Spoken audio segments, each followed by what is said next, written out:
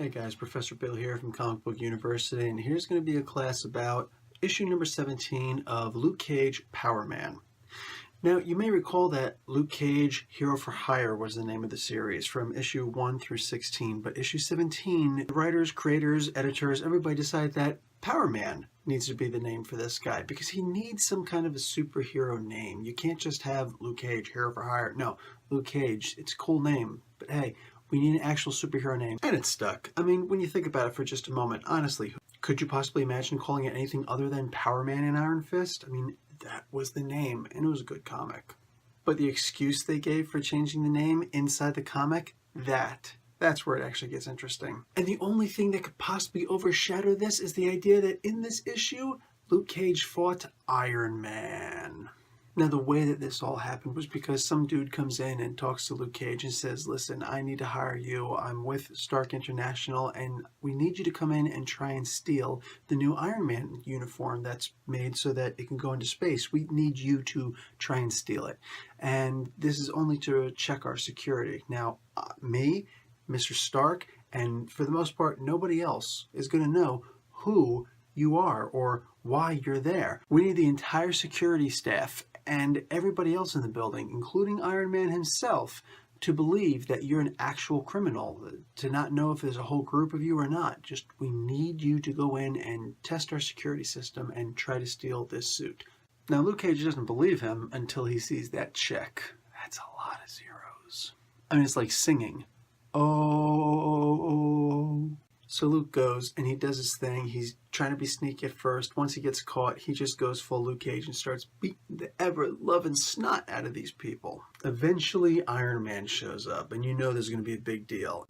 And the way he introduced himself before a single word is spoken is, repulsor blast to the face. Now Luke goes flying, and he is going to be a bit bruised, but he's generally okay.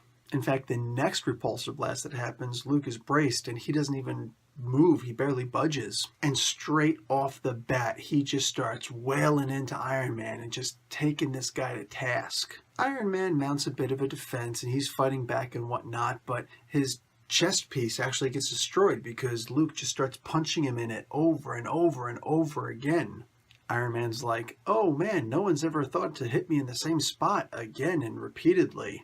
Sorry, why exactly are you one of the smartest men in the world? So in desperation, Tony starts fighting back as hard as he possibly and maybe ever could. And it shows because Luke is actually taking a heck of a beating. In fact, at one point, he actually winds up quitting. He throws in the towel. He says, listen, as far as I'm concerned, I'm done here. I just want my money. I'm going to go. Because as long as you're here protecting this place, nobody is going to get in.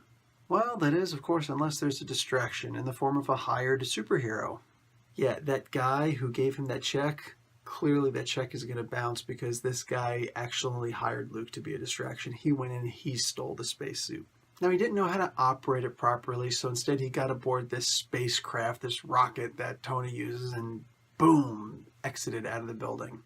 Unfortunately, Tony's suit is so completely jacked up after his fight with Luke that he can't even fly at this point. So Luke has to pursue. He jumps aboard the speeding rocket just as it's about to take off, and he breaks open the door and he comes in.